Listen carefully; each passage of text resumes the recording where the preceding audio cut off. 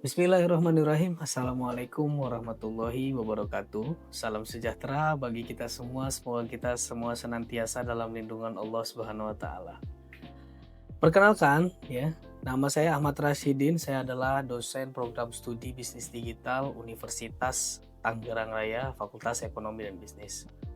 Dengan NIDN 042712 9303 NUPTK 055977167272130303. Saat ini saya sedang mengikuti proses sertifikasi pendidik untuk Serdos yang diselenggarakan oleh Kementerian Pendidikan Tinggi, Sains dan Teknologi tahun 2026. Video ini saya buat sebagai salah satu prasyarat pengajuan Serdos, yaitu bagian dari pernyataan diri dosen dalam Unjuk Kerja Tridharma Perguruan Tinggi atau PDD UKTPT pada unsur pengajaran.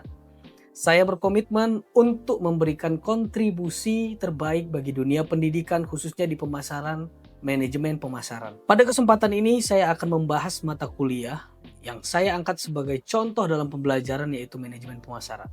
Mata kuliah ini merupakan mata kuliah wajib di program studi bisnis digital Fakultas Ekonomi Bisnis dengan bobot 3 SKS teori yang ditempuh di semester 4. Mata kuliah ini dirancang untuk membentuk beberapa capaian pembelajaran lulusan CPL program studi, yang diantaranya kemampuan menerapkan konsep dan fungsi-fungsi manajemen pemasaran yang mencakup segmentasi, targeting, positioning, dan bauran pemasaran dalam praktek bisnis nyata yang termasuk pada channel digital sebagai bekal profesi digital marketing. Mata kuliah ini juga membentuk jiwa technopreneurship yang adaptif dan inovatif yang memanfaatkan teknologi digital untuk menjawab dinamika pasar. Sebagai contoh materi yang akan saya sampaikan pada capaian pembelajaran mata kuliah atau CPMK yang berkaitan pada kemampuan mahasiswa menerapkan proses bauran pemasaran dan segmenting, targeting, positioning untuk merumuskan strategi bauran pemasaran yang tepat di produk dan jasa. Mahasiswa diarahkan untuk memahami bagaimana perusahaan bisa membagi segmen pasar dan bisa membuat bauran pemasaran demi meraih segmen pasar di perusahaan. Perkuliahan ini disampaikan melalui metode ceramah dan diskusi, dilengkapi dengan studi kasus dan penugasan baik secara tatap muka di kelas maupun dukungan media pembelajaran daring atau video pembelajaran di YouTube. Interaksi dengan mahasiswa dibangun melalui sesi tanya jawab, diskusi kelompok, serta presentasi hasil analisis mahasiswa dan studi kasus yang kami berikan. Penilaian dilakukan secara objektif berdasarkan indikator ketepatan penugasan materi dan keaktifan mahasiswa. Dalam pembelajaran ini saya berkomitmen menghadirkan pembelajaran yang berpusat kepada mahasiswa atau student center learning, sekaligus menyiapkan lulusan yang mampu berpikir kritis dan adaptif dalam dunia bisnis digital dan pemasaran yang adaptif dan dinamis. Selanjutnya, mari kita simak rekaman berikut ini, proses pembelajaran yang akan saya sampaikan di mata kuliah manajemen pemasaran, khususnya pada subbab bauran pemasaran marketing mix. Onward Gabriel Pasaribu, Rajwa Putra, Ramadan Alfiansah, Salsa Icida Pertiwi, Sigit Hizbul Maulana. Setelah ini saya akan buka materinya, teman-teman. Materi bauran pemasaran. Nah, nanti ya, di sini akan saya jelaskan yang pertama apa itu bauran pemasaran, ya. Di dalam slide ini, di dalam materi ini kita akan belajar bagaimana mengetahui apa itu bauran pemasaran. Mengapa perusahaan butuh mesin strategis mengenai bagaimana cara mempengaruhi pasar dari bauran pemasaran. Yang pertama. Yang kedua, kita akan melihat evolusi perubahan waktu demi waktu dari dulu sampai sekarang di dalam bauran pemasaran. Bagaimana evolusinya di era 4P dan era 7P. Ya kan? Nanti saya akan jelaskan semua. Apa itu bauran pemasaran? Menurut Philip Kotler, bauran pemasaran adalah seperangkat alat pemasaran taktis yang dapat dikendalikan, yang dipadukan oleh perusahaan untuk menghasilkan respon pasar yang diinginkan sesuai dengan tujuan perusahaan.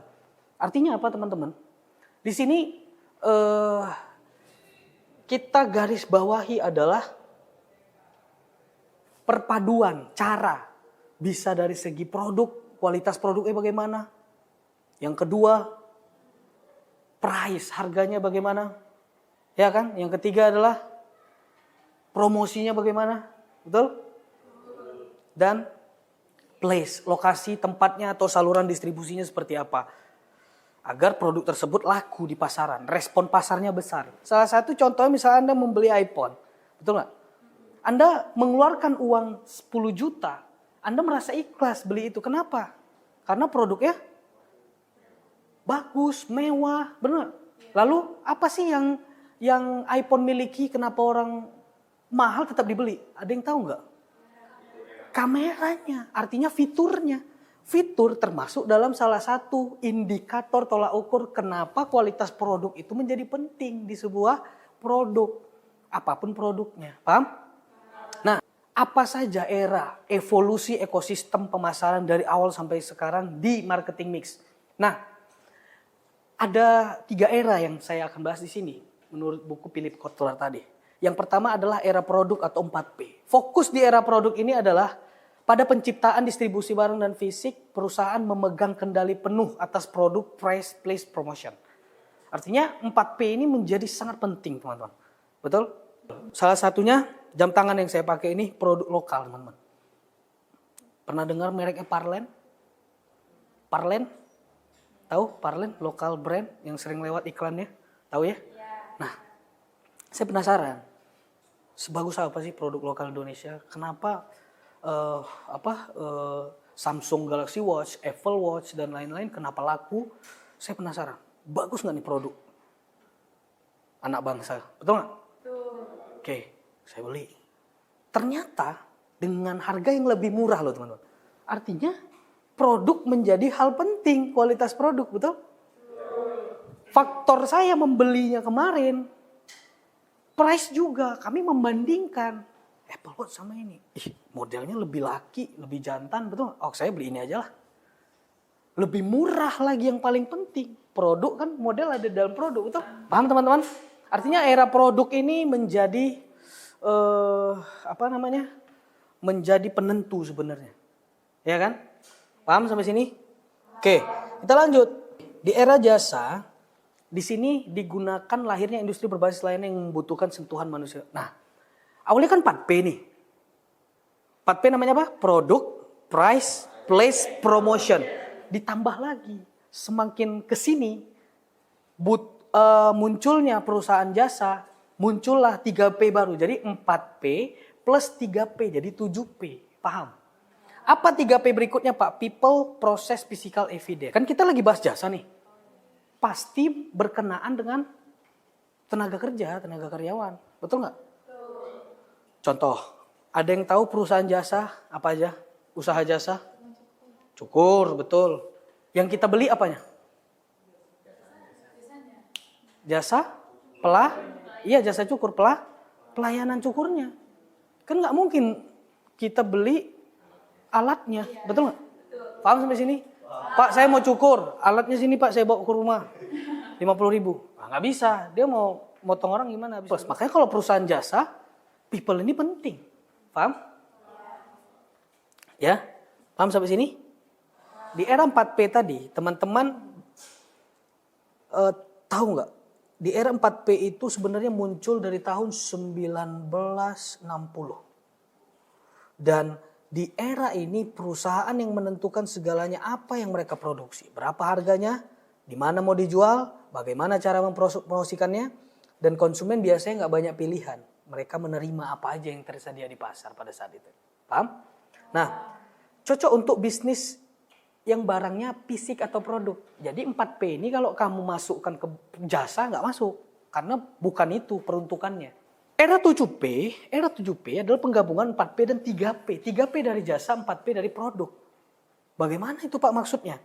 Jadi gini, saat bisnis bergeser dari produk ke jasa atau ke layanan, perbankan, restoran, perangkat lunak, pendidikan, yang tadi disebutkan barbershop dan lain-lain. Nah 4P dirasa nggak cukup hanya untuk pelanggan jasa. Ternyata dibutuhkan 3P untuk merasakan pengalaman interaksi, betul nggak? Maka 3 elemen ditambahkan, tumbuh baru 3P dari jasa. Dan 3P ini kuatnya di jasa, di pemasaran jasa, bukan pemasaran produk ya. Apa aja itu Pak? People, kualitas SDM, kualitas karyawan. Yang kedua proses, standar layanan, betul nggak? Yang ketiga adalah physical evidence atau bukti nyata dari kualitas yang dikerjakan oleh orang-orang ini tadi. Apa bukti nyatanya? Betul? Ketiganya ini menentukan kepuasan. Karena targetnya, kalau jasa ini berbicara kepuasan teman-teman. Kalau Anda laundry, misalnya jasa laundry, menggunakan jasa laundry. Tapi bajunya nggak rapi, nggak disetrika. Disetrikanya setengah-setengah. Bau apek. Nggak ada pewangi di situ. Mau nggak Anda kembali lagi ke situ? Belum tentu. Artinya apa? Kalau kita berbicara jasa, maka akan butuh yang namanya physical evidence. Bukti nyata pelayanan dari perusahaan atau usaha. Paham sampai di sini? Nah, kita naik lagi ke 4C. Apa ini Pak 4C? 7P saya udah hafal Pak. 4C apa? Perspektif berbalik total. Fokus pada apa yang benar-benar mereka butuhkan. Konsumen, customer value, cost, convenience, and communication. 3C itu adalah customer value, cost, convenience, and communication. Kan semuanya awalnya dari C ya. Supaya teman-teman gak susah memahaminya. Paham? Oke. Nah, 4C ini diperkenalkan oleh salah satu ahli marketing di tahun 1990 namanya Robert Lauterbach. Ya. Nah, di sini dia bilang apa?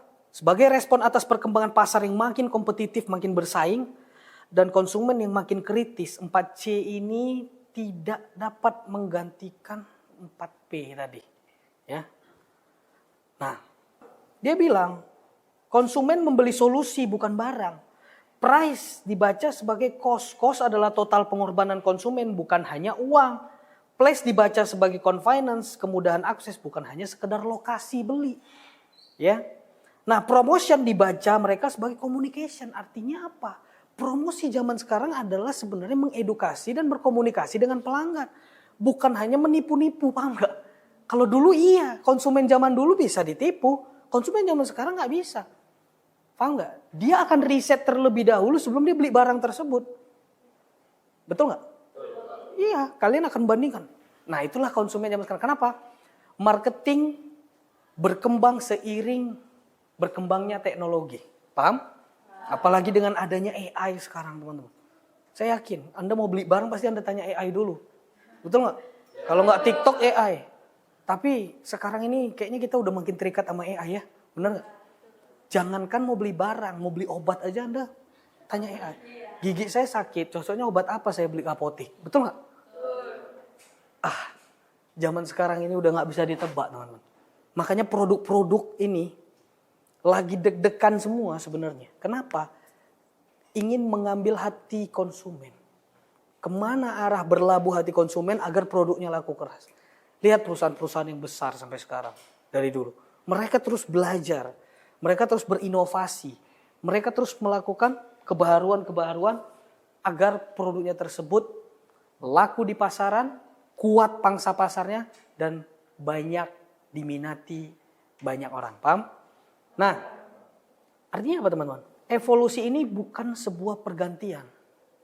Tetapi evolusi ini adalah perluasan dan pergeseran sudut pandang. Perusahaan yang menguasai ketiganya maka akan menang di persaingan. 4P dia paham, dia kuasai. 7P dia paham, dia kuasai. Ya kan? 4 tambah 3, 7 ya. 4C juga dia kuasai. Selain dari perusahaan dia pegang, lihat gambarnya, pabrik, salaman sama konsumen. Di mata konsumen. Betul? Paham ya sampai sini? Kita lanjut teman-teman. P yang pertama, produk. 4P, ingat tadi? P yang pertama adalah produk. Produk yang seperti apa Pak yang bakal laku di pasaran? Produk yang menciptakan nilai. Maksudnya Pak, dapat nilai di kuliah? Bukan. Nilai di sini artinya adalah manfaat. Produk yang memiliki manfaat lebih, fitur lebih, ini akan sangat disukai oleh konsumen saat ini. Paham? Nah, produk pun ada level-levelnya. Ada augmented produk, manfaat yang melampaui harapan. Manfaat yang melampaui harapan. Kamu berharap beli iPhone hanya bisa untuk handphone sehari-hari. Ternyata kamu bisa dapat penghasilan dari iPhone itu.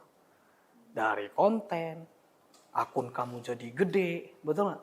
Lalu kamu endorse, lalu kamu jadi bintang iklan, lalu personal branding teman-teman meningkat sehingga teman-teman dipanggil seminar sana seminar sini. Paham nggak? Kenapa? Karena nilai tambahnya melampaui harapan. Harapan Anda cuma untuk alat komunikasi, ternyata iPhone juga bisa cari uang. Bisa live. Makanya kenapa dia diminati oleh pedagang-pedagang live content. Betul nggak? Lihat sekarang di live TikTok, orang rata-rata pakai iPhone untuk live. Betul nggak? Artinya melampaui harapan. Menang dia di situ. Itu namanya berarti dia punya augmented product. Yang kalau dia expected product, atribut standar dengan yang diharapkan. Level di bawah augmented product. Yang selanjutnya ada basic, wujud dari pasar produk. Lalu terakhir adalah core benefit atau manfaat inti yang dicari pembeli. Kita masuk ke berikutnya. Di sini ada siklus hidup produk dan wujud produk. Produk itu ada dua jenis, tangible dan intangible. Tangible yang tadi 4P, barang fisik. Intangible adalah jasa atau layanan. Paham? Nah, contohnya apa Pak? Tangible bisa dipegang, bisa disimpan, bisa ya itulah. Pokoknya salah satu contohnya yang bisa dipegang lah. Paham ya? Itu tangible. Kalau intangible ya nggak bisa dipegang. Apa contohnya? Ya dia cuma bisa dirasakan, yaitu laundry, ya kan? Potong rambut, pijit, segala macam. Paham nggak? Oke. Nah, siklus hidup produk itu ada 4. Pertumbuhan, kematangan, 3. Pertumbuhan, kematangan, penurunan. Fase pertumbuhan, fase kematangan, dan fase penurunan. Awalnya di sini kurang lengkap ya, saya tambahkan. Di sini ada sebelum pertumbuhan ada perkenalan. Masih ingat dulu waktu BlackBerry melakukan perkenalan atau Zoom meeting zaman Covid. Waktu kenalan orang bingung, ini ngapain, saya harus ngapain, ngekliknya bingung, apa segala macam, betul gak? Sama halnya kayak mobil listrik, ketika fase perkenalan, orang Indonesia tuh pada ngina mobil listrik. Allah, gak akan laku di Indonesia kayak gini mah, bener gak? Nanti baterainya habis terus pakai genset. Nah, ada celetukan-celetukan aneh, betul gak? Yang meremehkan produk tersebut, tapi Anda lihat sekarang. Di Jakarta, di Tangerang, di Bandung, segala macam, di pusat-pusat kota besar. Sudah mulai merek-merek electric vehicle itu hampir 50% menguasai di jalanan. Artinya, mereka sudah masuk ke fase pertumbuhan. Setelah fase perkenalan produk, mereka masuk ke fase pertumbuhan. Setelah itu mereka masuk ke fase kematangan. Nah, di sini teman-teman, saya akan bahas P kedua. P pertama tadi produk, P yang kedua adalah price, harga. Harga menentukan bagaimana orang melihat sebuah produk. Terlalu murah dianggap gak berkualitas, murahan. Terlalu mahal dianggap lebih besar manfaatnya. Paham sampai sini? Artinya pas menetapkan harga ini gak bisa main-main. Ya. Nah, harga adalah satu-satunya elemen dalam bauran pemasaran yang menghasilkan cuan atau pendapatan. 3P lainnya hanya mengeluarkan biaya. Ini doang P yang ini yang bisa dapatkan income. Yang lain ngeluarin semua kan? Produk ngeluarin. Promosi ngeluarin uang. Place, nyewa tempat ngeluarin uang. Betul? Toko online bagi persen ngeluarin uang. Cuman ini yang menghasilkan. Ada apa sih di balik ini? Nah, artinya harga bukan hanya sekedar angka, ia sinyal kualitas kuat. Posisi merek, persepsi nilai di benak konsumen. Artinya, prinsip dasar di dalam harga teman-teman, ini yang ditimbang oleh orang sebenarnya. Pengorbanan atau biaya konsumen versus pengorbanan atau biaya konsumen versus manfaat dan mutu. Artinya, konsumen mau keluar uang sekian asal dapat manfaat yang sebanding. Paham? Uang yang dibayar, waktu yang dikorbankan, tenaga yang dikeluarkan di bagian pengorbanan, resiko yang ditanggung, dan fungsi produk, kualitas, prestis, mudah, dan memiliki nilai. Betul? Konsumen akan membeli jika mereka merasa manfaatnya lebih besar daripada pengorbanannya. Betul? Jika harga terlalu murah dianggap kualitas rendah, jika terlalu mahal ya dianggapnya manfaatnya lebih gitu ya. Artinya marketer di sini dituntut untuk menjaga keseimbangan timbangan ini agar tetap condong ke sisi manfaat. Paham? Artinya lebih banyak manfaatnya. Nah, cost based pricing artinya apa? Harga sama dengan modal plus margin keuntungan. Harga dihitung dari total biaya produksi lalu ditambahkan dan presentasi keuntungan yang diinginkan, dan paling umum ini dipakai oleh UMKM. Paham? UMKM biasanya pakai yang ini, cost base, dihitung dari modal. Berapa modalnya? Dikasih jaraknya. Oh sekian untung kita, paham nggak? Nah, kalau value based pricing, dia menentukan harga dari seberapa berharga produk di mata konsumen. Harga ditentukan dari persepsi nilai konsumen. Ya kan? Bukan dari biaya produksi kayak yang di awal. Ya. Artinya margin yang tinggi ini cocok untuk produk-produk premium. Yang ketiga apa tadi? Place atau tempat. Nah, di sini menentukan nilai. Ya, Anda bisa baca nanti ini sendiri ya. Ujungnya adalah konsumen, distribusi barang, B2C, business to consumer. Mulai dari pabrik. Ini jalur alurnya. Pabrik misalnya, Tangerang, pedagang besar gudang, di sini masuk ke pengecer-pengecer, betul?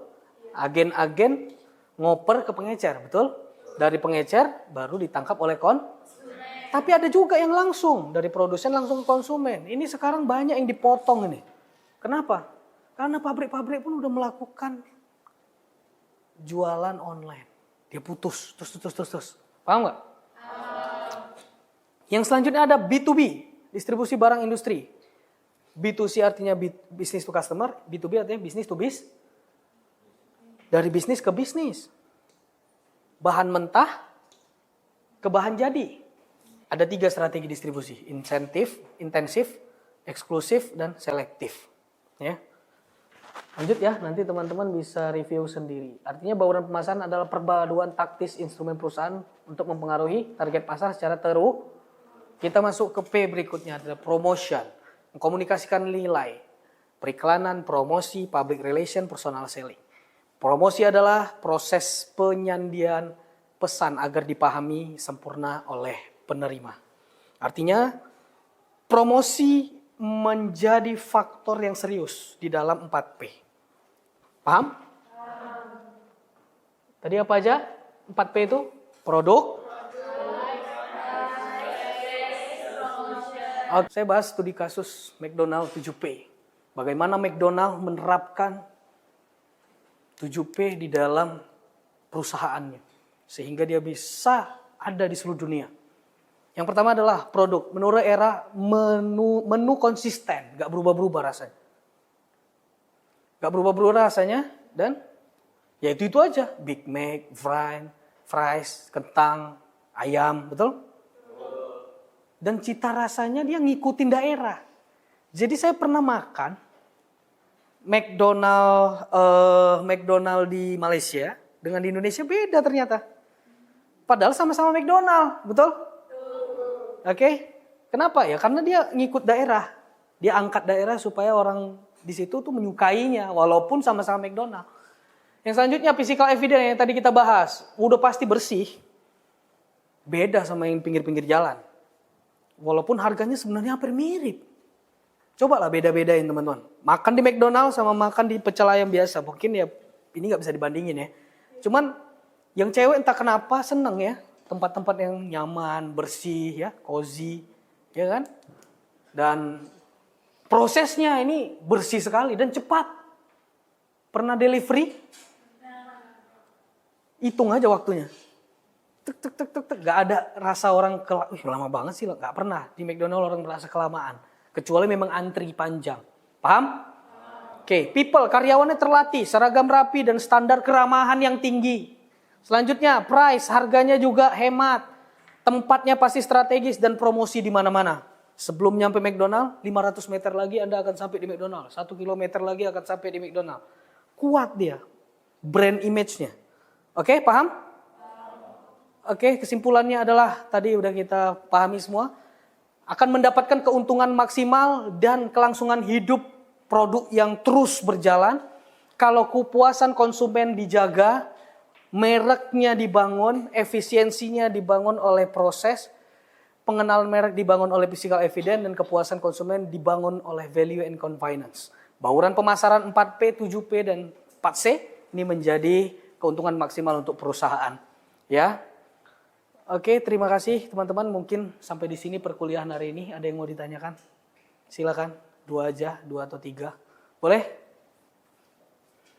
Izin bertanya Pak. Ya. Perkenalkan dulu, nama saya Sidin Ibnu Maulana dengan NIM 2511031086. Ya, oke. Saya ingin bertanya tentang promotion Pak.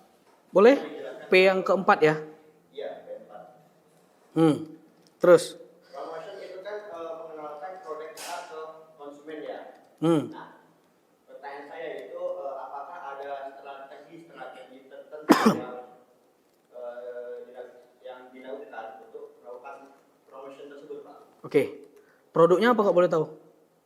Produknya produk milik Furnitur. Oke. Tadi kan bertanya mengenai bagaimana strategi yang akan dilakukan kalau misalnya strategi promosi, ya kan?